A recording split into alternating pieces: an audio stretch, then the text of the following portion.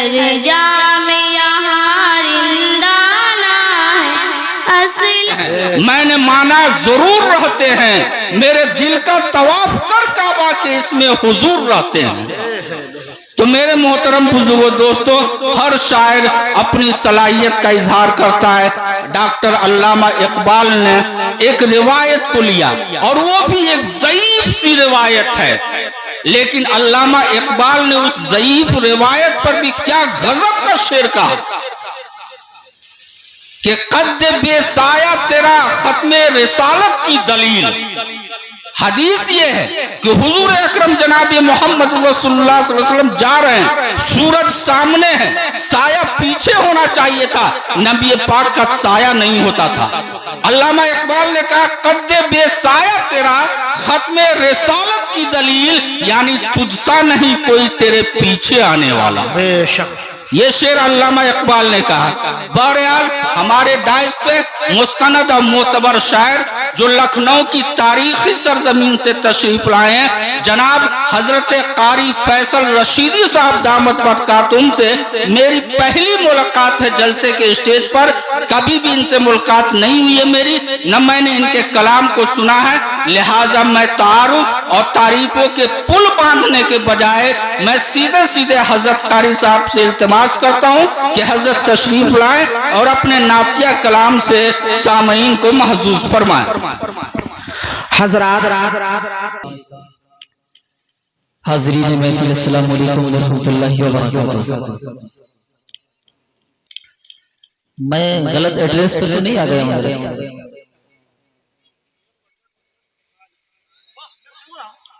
Hello, یہ پٹھن پورا کی بستی ہے، سخاوت و فیاضی کا یہاں سمندر بہتا ہے، آپ ٹینشن مت لیجئے۔ سلام سے تو ایسا لگا نہیں حضرت، پھر سے سلام عرض کرتا ہوں، السلام علیکم۔ یہ شعر بول دوں کا لگا جو دے نہ سکو وہ تو نہیں مانگا، سلام کیا ہے کوئی چندہ نہیں مانگا۔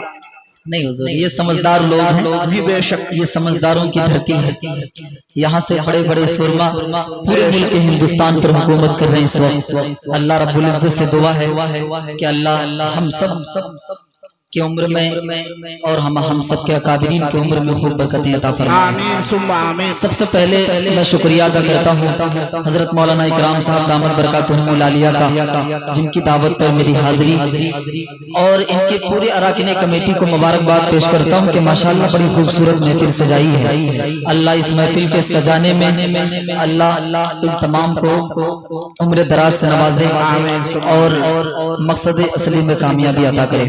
تمام لوگوں کو شریک کرتا ہوں، یہاں سے ایک مطلع اور ایک شعر پڑھتا ہوں، حضرت بطور خاص ملاحظہ فرمائے۔ سنیں گے آپ لوگ؟ ایک مرتبہ بول دیجئے سبحان اللہ۔ ذرا سب بول کر کے سنیں۔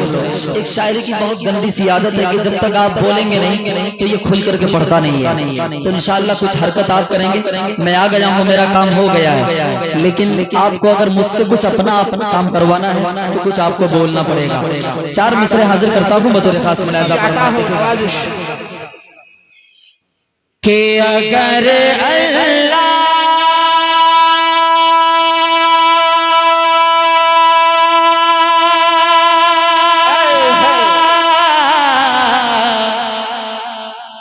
ہے بہت خوب، اگر اللہ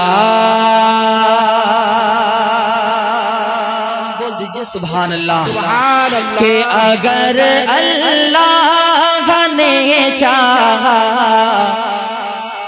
خوشی کے دن بھی آئیں گے۔ بطور خاص مطلب ملاحظہ فرمائے کہ اگر اللہ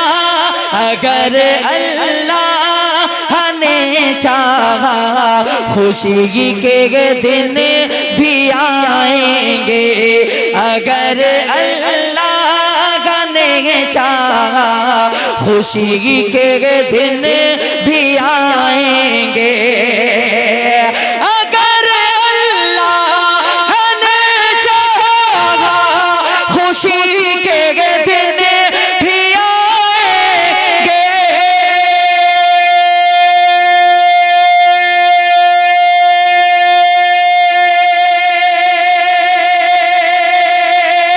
اگر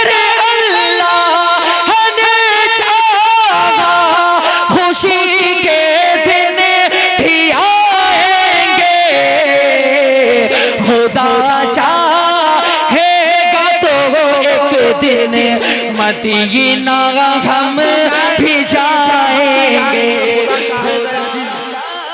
ہے گا ایک دن ہم بھی مدینہ جائیں گے آمین آمین مدینہ ہم بھی جائیں گے تھوڑی سی ریپیٹ کم کر دیجئے بہت اچھا مائک آپ کا ہے ماشاءاللہ ہاں ٹریبل تھوڑی سی اور بڑھا دیجئے مدینہ ہم بھی جائیں حاضر گے کرتا ہوں آپ لوگوں کو اچھا لگا میں سمجھا کہ یہاں انعام ونام کا کوئی رسم و رواج نہیں ہے لیکن ایک بھائی نے دیا تو کچھ سمجھ میں آ گیا نہیں کچھ لوگوں کو شاعری سمجھ میں آ رہی ہے لہٰذا تمام اکابر کو شریک کرتا ہوں ایک شعر اور پڑھتا ہوں بطور خاص ملاحظہ فرمائیں میرے بڑے بھائی اشفاق کریمی صاحب اور میرے عزیز دوست سرفراز سنبل صاحب اور دیگر علماء اکرام کو شریک کرتا ہوں ایک شعر بطور خاص ملاحظہ فرمائیں ایک مرتبہ بول دیجئے سبحان اللہ سبحان اللہ کہ اگر اللہ نے چاہا خوشی کے دن بھی آئیں گے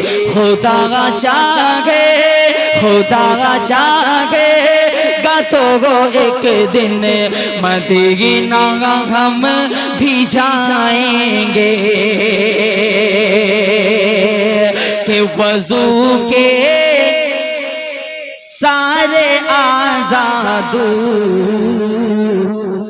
سے چمکیں گے محشر میں وضو کے سارے آزادور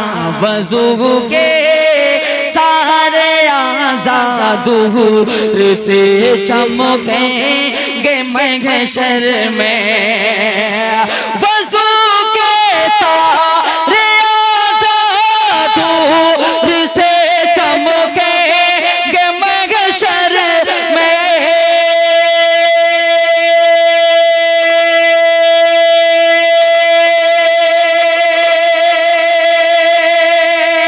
وضو کے سارے آزادور سے چمکیں گے محشر میں نمازی کو محمد مصطفیٰ پہچان جائیں گے نمازی کو محمد مصطفیٰ پہچان جائیں گے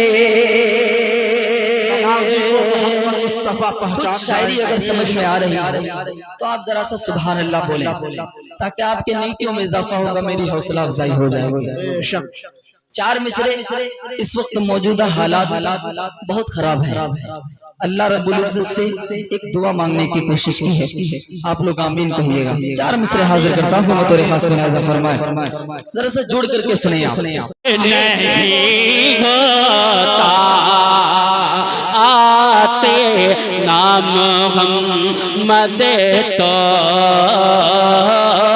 سنسار نہیں ہوتا بھائی مجھے ایسا محسوس ہو رہا ہے کہ میں بھینس کے سامنے بیم بجا رہا ہے نا آپ تھوڑی محبت سے سنیں تھوڑا سا محبت سے کم از کم کچھ دے نہیں سکتے تو کم از کم 2 انچ کی زبان کو ہلا سکتے ہیں کہہ دیجئے ایک بار طرف کے سبحان اللہ کہ گل پودے نہیں ہوتے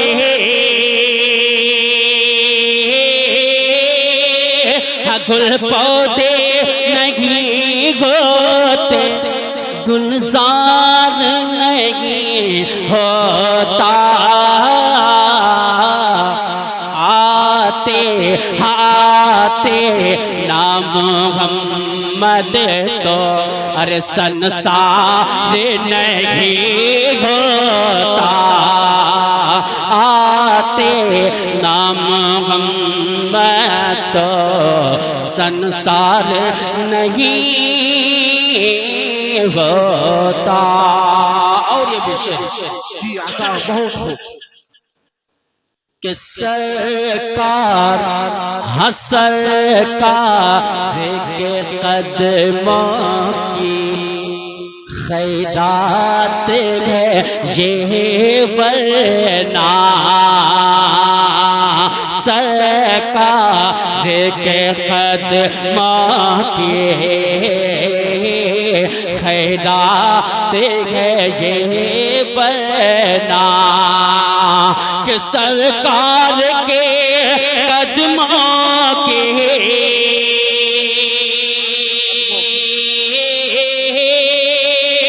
سرکار کے قدموں کے خیرات ہے یہ ورنہ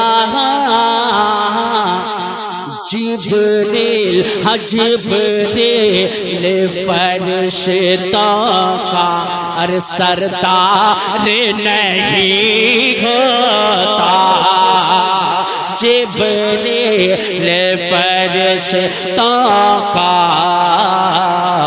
سردار نہیں ہوتا۔ اچھا کتنے لوگ ہیں جو اپنے والدین سے محبت کرتے ہیں؟ ہاتھ اٹھا کے بتائیں۔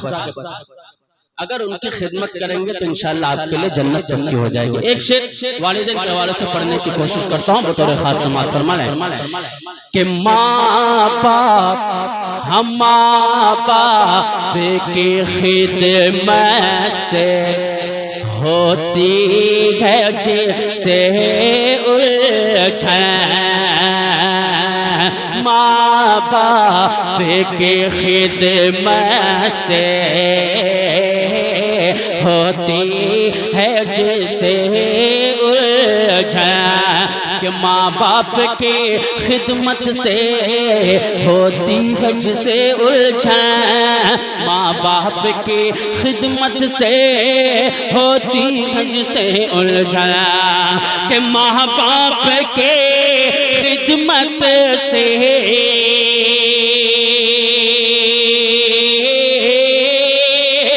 ماں باپ کے خدمت سے ہوتی ہے جسے الجھن تو جنت جنت میں وہ جانے کا حقدار نہیں ہوتا جنت میں وہ جانے کا حقدار نہیں ہوتا۔ سبحان اللہ سبحان اللہ۔ ایک مطلب نظم ہے اسلام رہے گا۔ جناب بھائی فیصل رشیدی صاحب پڑھ رہے تھے کہ آقا ہے ہمارے۔ میں نے ایک خوبصورت کلام انشاءاللہ مجھے یقین ہے کہ آپ کا ایمان اور مضبوط ہوگا اس کلام کو سننے کے بعد میں پڑھنے کی کوئی سعادت حاصل کرتا ہوں بطور خاص سماعت فرمائیں جی آتا ہو کہ اسلام رہے گا۔ آج پوری دنیا جو ہے اسلام کو مٹانے کے لیے پریشان ہے لیکن ان اہلوں کو کیا معلوم ہے کہ اسلام زندہ تھا زندہ ہے اور زندہ رہے گا ہے نا۔ ایک بار کہہ دیجئے اسلام زندہ باد کہ اسلام رہے گا اسلام رہے گا۔ اگر واقعتاً اسلام کو زندہ رکھنا ہے تو میرے ساتھ کہیے اسلام رہے گا اسلام رہے گا میرا اسلام رہے گا میرا اسلام رہے گا میرا اسلام رہے گا اسلام رہے گا اسلام رہے گا کہ قرآن کا اعلان ہے قرآن کا اعلان ہے تا حشر چلے گا اسلام رہے گا اسلام رہے گا اسلام رہے گا اسلام رہے گا کہ آئے گا مٹانے جو آئے گا مٹانے جو آئے گا مٹانے جو وہ خود ہی مٹے گا اسلام رہے گا میرا اسلام رہے گا میرا اسلام رہے گا میرا اسلام رہے گا اسلام رہے گا پہلا بند اس کلام کا پڑھتا ہوں بطور خاص سماعت. جی آقا ہو، بہت عمدہ اشعار ہے. اسلام رہے کہ اسلام رہے گا میرا اسلام رہے گا کہ اے مالک مولا تیرے فرمان کی خاطر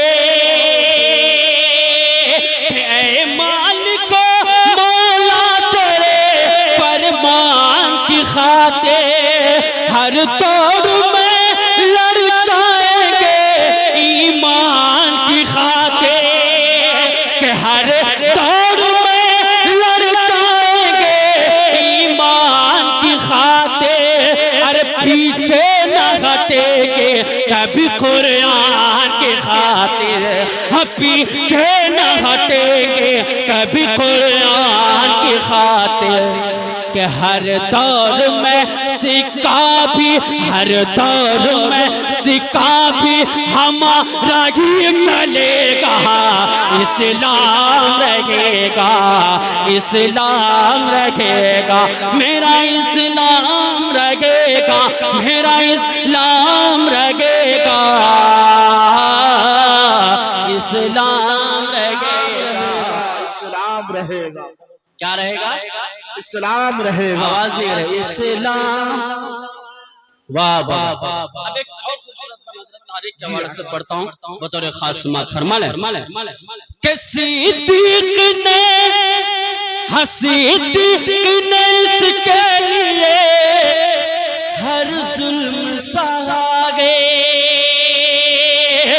صدیق نے اس کے لیے ہر ظلم سہاگے فاروق نے اس کے لیے فاقہ بھی کیا گے فاروق نے اس کے لیے فاقہ بھی کیا گے ارے عثمان نے صدیق کے لیے خون بہا گئے عثمان نے صدیق کے لیے خون بہا گئے پھر کیسے زمانہ اسے پھر کیسے زمانہ اسے برباد کرے گا اسلام رہے گا اسلام رہے گا میرا اسلام رہے گا میرا اسلام رہے گا میرا اسلام رہے گا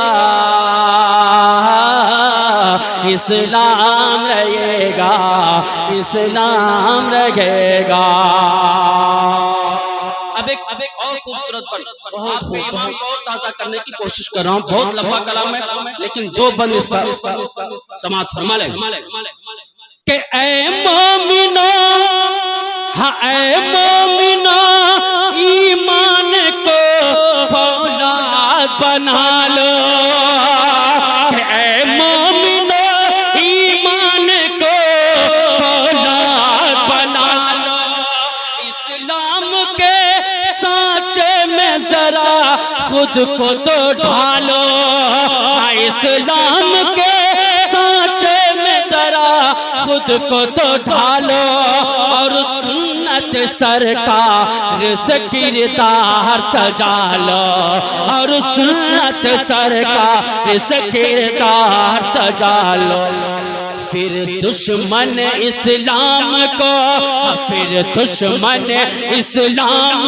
کو کہنا ہی پڑے گا اسلام رہے گا میرا اسلام رہے گا میرا اسلام رہے گا میرا اسلام رہے گا اسلام رہے گا اسلام رہے گا کہ اس قوم کو ہاں اس قوم کو ہر قوم مٹانے میں لگی ہے اگر سچائی ہو تو آپ تمام لوگوں کی دعائیں چاہتا ہوں ایک بار کہہ دیجئے اسلام زندہ باد کہ اس قوم کو ہر قوم مٹانے میں لگی ہے طیبہ کی طرف اس کی نظر دیکھ رہی ہے तैबा की तरफ उसकी नजर देख रही है। अल्लाह करम कीजिए मुश्किल की घड़ी है, अल्लाह करम कीजिए मुश्किल की घड़ी है। हश्र मेरे दीन का, हश्र मेरे दीन का टंका ही बजेगा, इस्लाम रहेगा, इस्लाम रहेगा, मेरा इस्लाम रहेगा, मेरा इस्लाम रहेगा, इस्लाम रहेगा, इस्लाम रहेगा। और एक मतलब नातब्बा का और पढ़ने की कोशिश करता हूँ, एक बार और तरफ के कह दीजिए सुभान अल्लाह।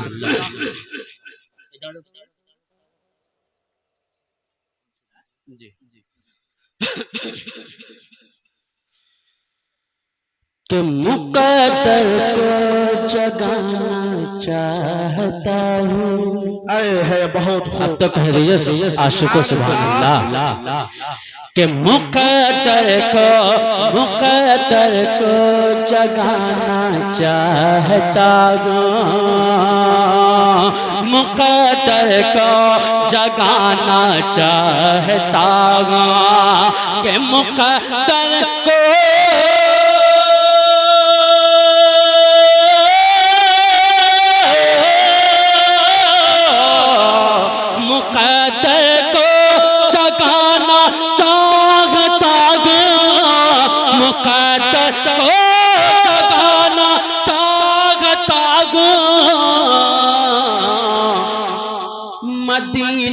हम मदीना मैं भी जाना चाहता हूँ, मदीना मैं भी जाना चाहता हूँ, मदीना मैं भी जाना चाहता हूँ, मदीना मैं भी जाना चाहता हूँ। नबी के असहाब पे कुर्बान का एक शेर आता हो कि कहा से दीक ने जो कुछ है अपना, कहा से दीक ने जो कुछ है अपना, कि कहा सिद्दीक ने जो कुछ है अपना, कहा सिद्दीक ने जो कुछ है अपना, कहा सिद्दीक ने जो कुछ है अपना, शहीदी हाँ शहीदी पर लुटाना चाहता हूँ, शहीदी पर लुटाना चाहता हूँ, मदीना मैं भी जाना चाहता हूँ। आइए चलते चलते एक मतलब और पाबंद पर के मैं इंशाअल्लाह अपनी जगह लेता हूँ। जनाब भाई फैसल साहब पढ़ रहे थे कि अभी जिंदा है मेरी माँ, है ना, मेरी जन्नत है मेरी माँ, लेकिन जन्नत उसी वक्त मिलेगी जब तक आप अपने वालिदैन की खिदमत नहीं करेंगे, है ना। इंशाअल्लाह हम अपने वालिदैन की खिदमत करेंगे इंशाअल्लाह। हाथ उठा के बताएं माशाअल्लाह। जितने लोगों के वालिदैन जिंदा हैं अल्लाह ताला से दुआ है कि अल्लाह ताला उनकी उम्र में बेपनाह बरकत अता फरमाए, उनकी खिदमत करने की खूब तौफीक अता फरमाए। बस 2 से 3 मिनट के अंदर मैं अपनी जगह लेता हूँ, बतौर खास समाअत फरमा लें कि अभी जिंदा है मेरी माँ, अभी जिंदा है मेरी माँ, बहुत कि अभी जिंदा है मेरी माँ, अभी जिंदा है मेरी माँ, अभी जिंदा है तेरी माँ, तो अपनी अपनी अपनी अपनी अपनी जन्नत बना लो ना, कि बना लो बना लो बना अपनी जन्नत बना लो ना।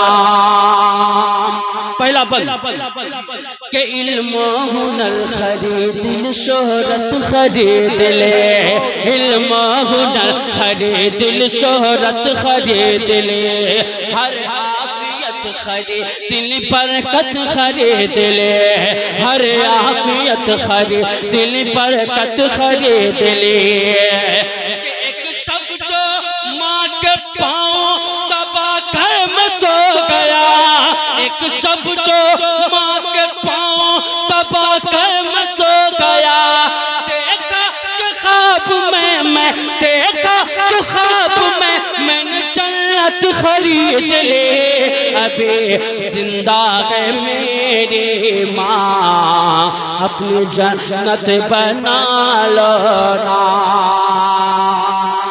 آخری کا نظر پڑھتا ہوں، اس کے بعد اجازت کہ آیا تھا شان سے جو وہ، ہاں آیا تھا شان سے جو وہ گھبرا کے چل دیا، آیا تھا شان سے جو وہ گھبرا کے چل دیا، اپنی انا سمیٹ کے تھرا کے چل دیا، اپنی انا سمیٹ کے تھرا کے چل دیا، کہ ماں کی دعا کے آگے گئے اوقات اس کی کیا، ماں کی دعا کے آگے گئے اوقات اس کی کیا، آیا بھی حادثہ، آیا بھی حادثہ تو وقت راہ کے چل دیا، ابھی زندہ ہے میری ماں، ابھی زندہ ہے تیری ماں، تو اپنی جنت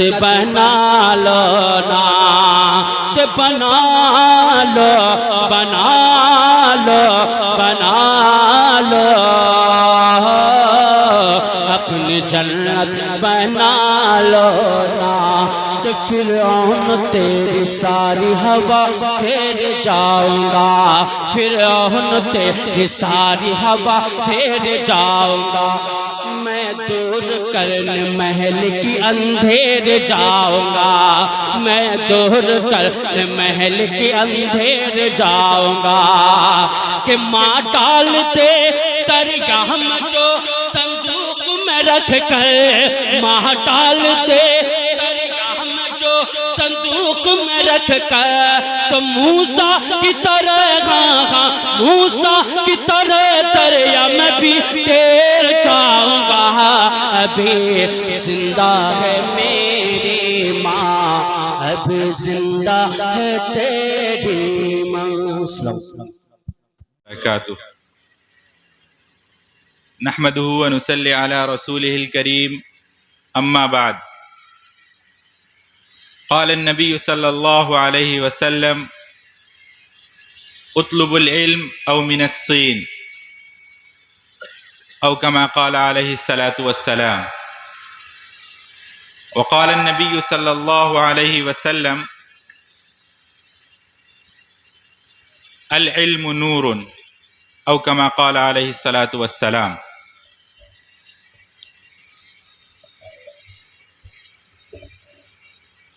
محترم سامعین کرام، حاضرین مجلس، پردہ نشین مائیں اور بہنیں، اللہ تبارک و تعالیٰ کا احسان ہے، کرم ہے کہ اللہ تبارک و تعالیٰ نے ہم لوگوں کو ایمان کے ساتھ ایک مجلس میں ایک ساتھ جمع ہو کر بیٹھنے کی توفیق عطا فرمائی، اور اس مجلس میں ہم لوگوں کے بیٹھنے کا جو مقصد ہے وہ خالص دین ہے۔ الحمدللہ، خالص دینی حمیت، دینی ہمدردی اور دین کی نسبت سے ہم لوگ ایک ساتھ جمع ہوئے ہیں۔ ظاہر بات ہے کہ دنیا میں اس سے مبارک مجلس ہو ہی نہیں سکتی ہے جس کے اندر انسان کا کوئی ذاتی نفع، انسان کی کوئی ذاتی منشا شامل نہ ہو، بلکہ محض دین کے واسطے سے اور دین کے تعلق سے تمام لوگ جمع ہوں۔ ابھی تک آپ حضرات ماشاءاللہ بہت مفید گفتگو سن رہے تھے۔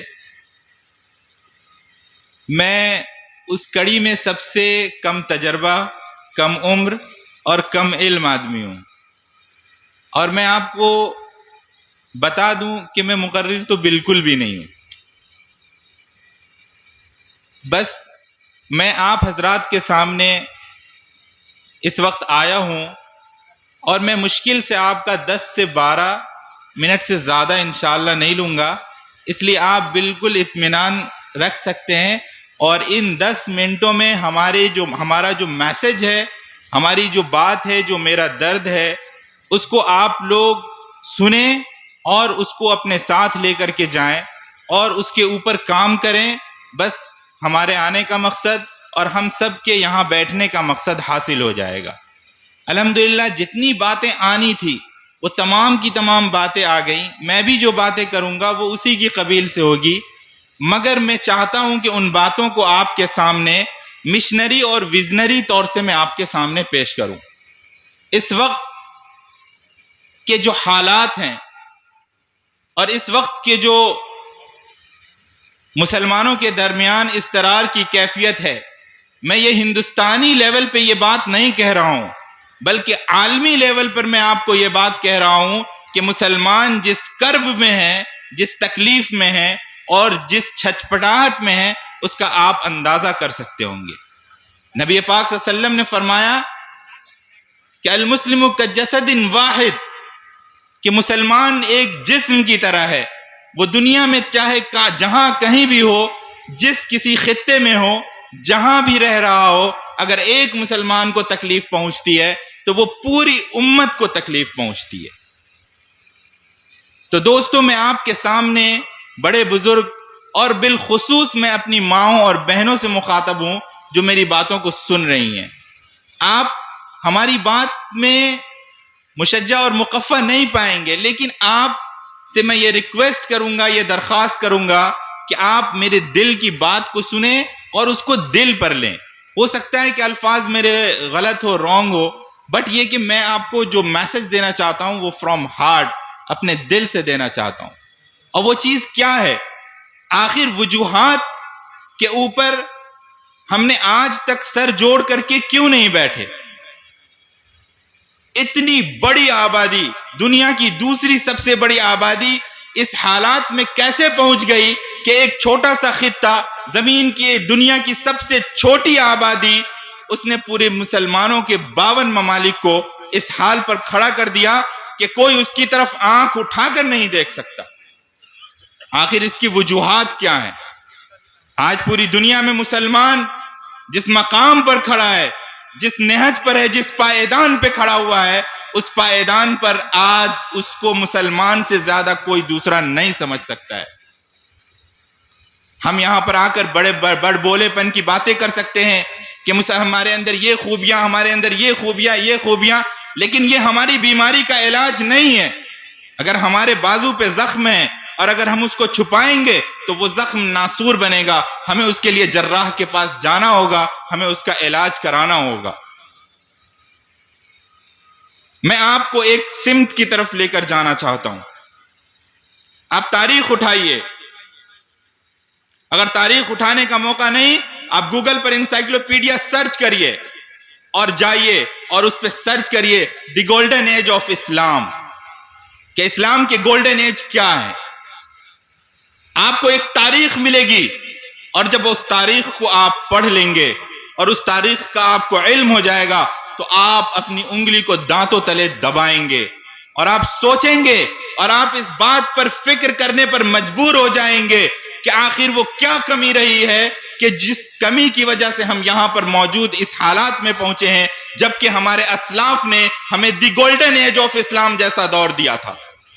ایسا دور دیا کہ جس میں مسلمانوں کے پاس اگر سائنس کے میدان میں جائیں تو مسلمان سائنس کے میدان میں سب سے اوپر نظر آتے تھے. اگر مسلمان طب کے میدان میں جائیں تو مسلمان طب کے میدان میں سب سے اوپر نظر آتے تھے. اگر مسلمان سماجیات کے اوپر جائے تو وہ سب سے اوپر نظر آتے تھے.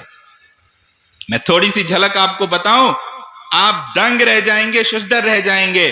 آج ہمیں کہیں جانا ہوتا ہے، ہم کہیں سفر کرتے ہیں، ہم گوگل میپ اٹھاتے ہیں اور اس کے اندر ٹائپ کرتے ہیں جہاں سے جس ڈیسٹینیشن پہ ہمیں سفر کرنا ہوتا ہے اس ڈیسٹینیشن کو ہم سرچ کرتے ہیں اور وہ ڈیسٹینیشن ہمیں وہاں تک پہنچا دیتی ہے. اس ایجاد کا مالک آج دنیا میں امریکہ کہلاتا ہے. امریکہ بیس کمپنی گوگل کہلاتی ہے. لیکن آپ جانتے ہیں کہ یہ گوگل کا میپ کس کے اوپر بیس ہے؟ آپ اٹھا کر کے پڑھ لیجئے, دیکھ لیجئے, ادریسی کے بنائے ہوئے نقشے پر موقوف ہے. ادریسی کے بنائے ہوئے نقشے پر آج بھی گوگل میپ کا جو بیس ہے وہ ادریسی کے بنائے ہوئے نقشے پہ. کیا کھویا ہے ہم لوگوں نے کیا گوایا ہے, اس کا ہمیں علم نہیں ہے. ہم تو یہ جانتے بھی نہیں ہیں کہ مسلمان سائنٹسٹ کون کون گزرے ہیں, مسلمانوں کے اندر نمایاں کردار کن لوگوں نے ادا کیا ہے. تو دوستو, طب کے لائن میں جائیے, آپ کو بڑے بڑے ڈاکٹرز ملیں گے جنہوں نے دی گولڈن ایج آف اسلام جیسا دور دیا. اس وقت بہترین افواج کھڑی ہوئی, اس وقت جدید اسلحہ جات کی ایجادیں ہوتی تھی, ریسرچ سینٹر ہوا کرتا تھا, سائنس پہ تحقیق اور تفتیش ہوا کرتی تھی, اور اس کے بعد ایسے دور نکل کر کے آتے تھے اور ایسی چیزیں نکل کر کے آتے تھی جو مسلمانوں کو تقویت بخشتی تھی. پھر یہودی جو منحوس اور ملعون قوم ہے دنیا کی, اس کو یہ چیز کیسے ہضم ہو سکتا تھا؟ میں جو باتیں آپ کو بتا رہا ہوں لفظ بلفظ تاریخ سے لیا ہوا ہے. میں مادھو پور سلطان پور کا رہنے والا ہوں, اگر ایک لفظ غلط ہو آپ میرے گھر کے دروازے پر پہنچ کر کے مجھے ثابت کر دیجئے کہ میں نے غلط کہا ہے. یہودیوں نے سازش رچی اور اس کے بعد مسلمانوں میں ایک وائرس انجیکٹ کیا. دوستو, مجھے اسی وائرس پہ آپ سے بات کرنی ہے, مجھے اسی وائرس کے بارے میں آپ کو بتانا ہے, آپ کو سمجھانا ہے, آپ کے دماغ میں یہ بات باور کروانی ہے کہ دیکھیے کیا صحیح ہے اور کیا غلط ہے, ہمارے ساتھ کیا ہوا ہے. ایکچوئل وہ یہودیوں کا وائرس جو تھا وہ یہ تھا کہ مسلمان تو سائنس اور ٹیکنالوجی میں اور دین کے ساتھ, ایک پورے اسلامی نظام کے ساتھ, اسلامی علوم کے ساتھ, اور یہ لوگ اتنا آگے بڑھے جا رہے ہیں. ان کے پاس ان کے نبی کی حدیثوں کی کتابیں ہیں, ان کے پاس ان کے سائنس اینڈ ٹیکنالوجی ہے, ان کے پاس تمام چیزیں, اور یہ اتنا دنیا میں یہ تو راج کرتے چلے جائیں گے. تو انہوں نے ایک وائرس انجیکٹ کیا. وہ وائرس کیا تھا؟ علوم کی تفریق. وہ وائرس علوم کی تفریق تھی. علم کے اندر تفریق پیدا کی گئی اور یہ نام دیا گیا کہ یہ علم دین ہے اور یہ علم دنیا ہے, اور مسلمانوں کو دین کے نام پر بانٹ دیا گیا, تقسیم کر دیا گیا, اور مسلمانوں کو کہا گیا کہ دیکھو تم دنیا میں جو آئے ہو, تمہارے جو آنے کا مقصد ہے وہ سائنس پڑھنا نہیں ہے, ٹیکنالوجی پڑھنا نہیں ہے, طب پڑھنا نہیں ہے, تمہارا کام جدید آلات بنانا نہیں ہے, جدید ہتھیار بنانا نہیں ہے, تمہارا کام تو صرف ان کتابوں کو پڑھنا ہے اور تم بس وہیں تک محدود رہو, باقی جتنی چیزیں ہیں وہ غیر اسلامی اور غیر دینی ہیں. یہ وائرس اتنا سالڈ اور اتنا مضبوطی طریقے سے اس چیز کو انجیکٹ کیا گیا کہ مسلمانوں کے اندر تفریق پیدا ہو گئی, اور تفریق نے وہ دن دکھایا کہ جو یمن کے اندر جو دنیا کی سب سے بڑی اسلامک لائبریری مانی جاتی تھی اس کو دریا بوس کر دیا گیا. مصر کے اندر یہ لائبریریز کو دریا بوس کر دیا گیا, سائنس اور ٹیکنالوجی سے مسلمانوں کو دور کر دیا گیا, اور اس کے بعد سے 600 سال کے بعد آج مسلمانوں کا جو حال ہے اور مسلمانوں کی جو صورتحال ہے وہ آپ کے سامنے ہے. بہت ذمہ داری کے ساتھ اور بہت دکھ کے ساتھ اور بہت درد کے ساتھ میں آپ لوگوں کو ایک بات کہتا ہوں. آج فلسطین کے اندر ہمارے معصوم بچے, ہماری مائیں اور ہماری بہنیں بے دریغ قتل کی جا رہی ہیں.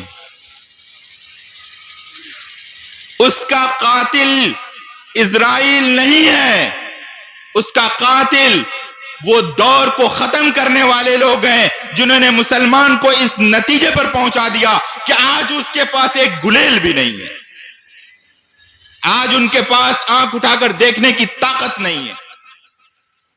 یہی سلطان صلاح الدین ایوبی کی فوج تھی جو منجلیخیں بنایا کرتی تھی, جو اس زمانے میں جدید آلات ہوا کرتے تھے. آج سعودی عربیہ دنیا کی سب سے بڑی ڈیل کر رہا ہے امریکہ کے ساتھ, 10 لاکھ بلین ڈالر کی اس کے ساتھ ہتھیار خرید رہا ہے, اور وہ ہتھیار کیا اس کو بنا پابندیوں کے دے رہا ہے؟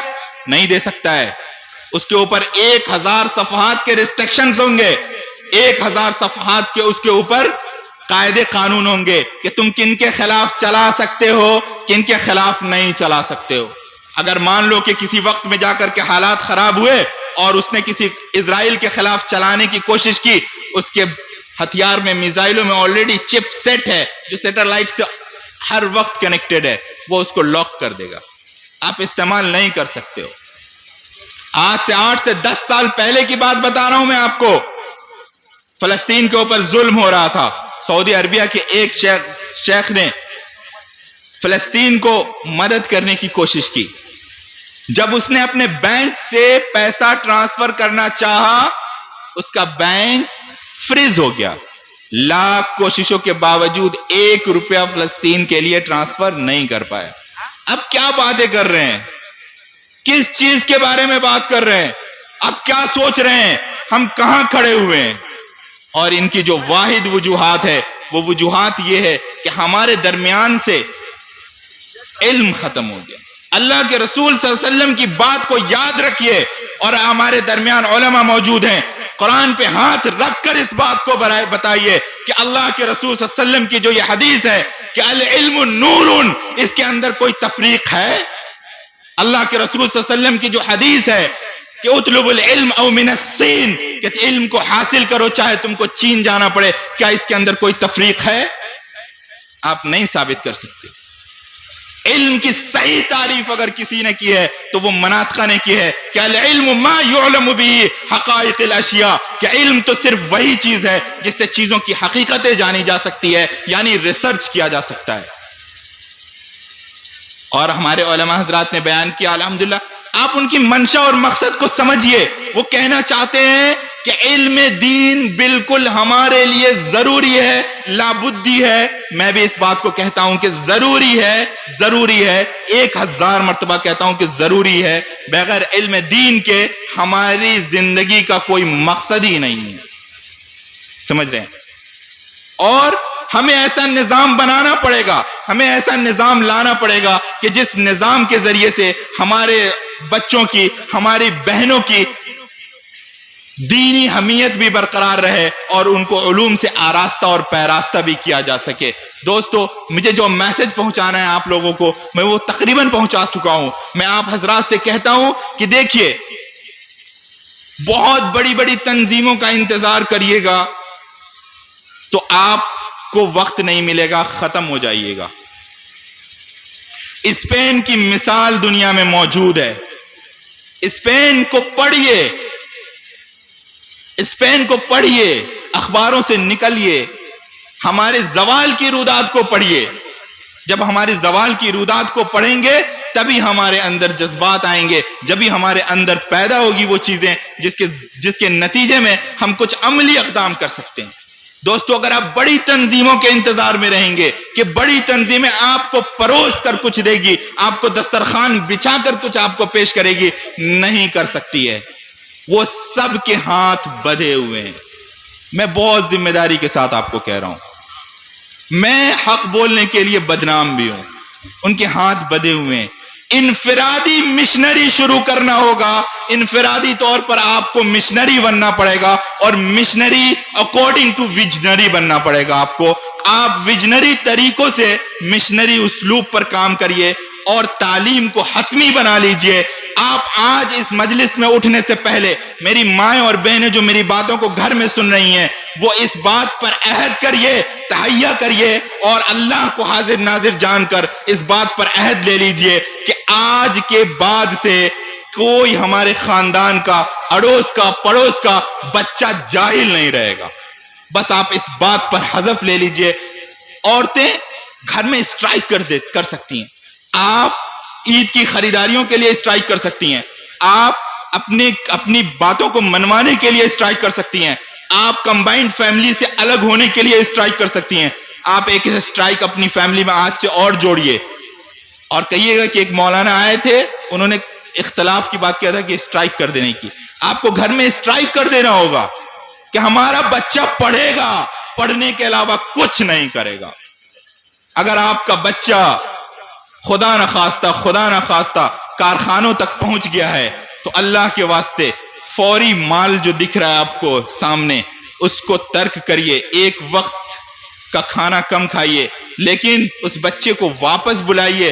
قسم خدا کی ذمہ دار اسٹیج سے میں آپ کو یہ بات کہہ رہا ہوں کہ اگر ایک بچے کی زندگی خراب ہوتی ہے تو وہ پوری ایک آنے والی نسل برباد ہو رہی ہوتی ہے۔ آپ کو لگ رہا ہوتا ہے ایک ہی تو بچہ ہے، نہیں، وہ ایک بچہ نہیں ہے، وہ پوری ایک جنریشن ہے، وہ پوری ایک نسل ہے جو خراب ہو جائے گی۔ دوستو، میں امید کرتا ہوں کہ میری باتیں آپ تک پہنچ چکی ہوگی۔ میں آپ حضرات کو ایک آخری بات یہ بتانا چاہتا ہوں کہ دیکھیے، سماجی بنیے، سماجی سمجھتے ہیں؟ سوشل، آپ سماجی بنیں۔ ہر کسی کا دکھ درد ہمارا دکھ درد ہونا چاہیے۔ آج ہماری بیوائیں سسک رہی ہیں، شوہر کا انتقال ہو جاتا ہے، ان کا کوئی پرسان حال نہیں ہوتا ہے۔ آپ ایک چھوٹی چھوٹی اپنے محلے میں آپ ایک یونٹی قائم کر سکتے ہیں، جو یونٹی آپ کو بہت سارے طریقوں سے کام آ سکتا ہے، جس کو بتانے کی ضرورت نہیں ہے، لیکن میں آپ کو بتانا چاہتا ہوں کہ آپ محلہ یونٹی شروع کریے اور وہاں اس کا جو مشنری اور اس کا جو بنیادی اصول اور اسلوب رکھیے، اس میں اس محلے کے دکھ درد میں شامل ہونے کو رکھیے۔ آپ کے قضیات، آپ کے مقدمات کورٹ تک نہیں پہنچنے چاہیے، وہاں آپ کی سننے والا کوئی نہیں ہے، وہاں پہ آپ کے جیب سے صرف پیسہ جائے گا۔ آپ گھر میں ان مسئلوں کو سلجھا لیجئے۔ آج مسلمانوں میں طلاق کے مسائل تیزی سے بڑھتے جا رہے ہیں، آپ ان میاں بیوی کے درمیان جھگڑوں کو ختم کر کے ان کے درمیان صلح کروا دیجئے۔ یہ چھوٹی چھوٹی باتیں میں آپ کو اس لیے موضوع سے ہٹ کر بتا رہا ہوں کہ سماج انہی چھوٹی چھوٹی بیماریوں میں پھنسا ہوا ہے اور اصل مقصد کی طرف گامزن نہیں ہو پا رہا ہے۔ تعلیم کو اپنا مشن بنائیے، تعلیم کو اپنا ویژن بنائیے، اور ہر انسان ایک مشن بنیے اور ہر ایک انسان ایک ویژن بنیے۔ ہماری مائیں اور بہنیں پورے طور پر یہ عہد کر لیں کہ ہمارا بچہ انشاءاللہ تعلیمی میدان میں جڑے گا اور صرف تعلیمی کام کے ساتھ رہے گا۔ آپ دیکھیے، اپنے بچوں کو پہلے دن سے حذف دیجئے، ان کو سمجھائیے، ان کو سکھائیے کہ دیکھو آپ کا مشن کیا ہے، آپ کا مشن، آپ کا ویژن کیا ہے۔ بیٹا، آپ کو کل ایک بڑا عالم دین بننا ہے، بیٹا کل آپ کو آپ IAS آفیسر بننا ہے، آپ کو نیٹ ایگزام نکالنا ہے، آپ کو کیا بولتے JEE نکالنا ہے، آپ کو مینس نکالنا ہے۔ آپ ان کو مشن دیجئے۔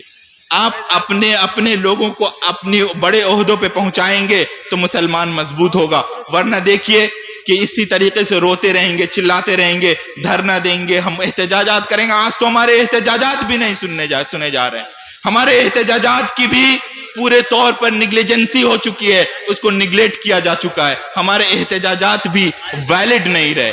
تو اس لیے دوستو، جو کرنا ہوگا خاموشی کے ساتھ کرنا ہوگا۔ میں اکثر اپنے اسٹیج سے آخری ایک بات یہ کہتا ہوں کہ میں نے کہیں پڑھا ہے کہ کسی بھی سماج میں تبدیلی کے لیے 100 سال کا وقت چاہیے، کم سے کم 100 سال کا وقت چاہیے۔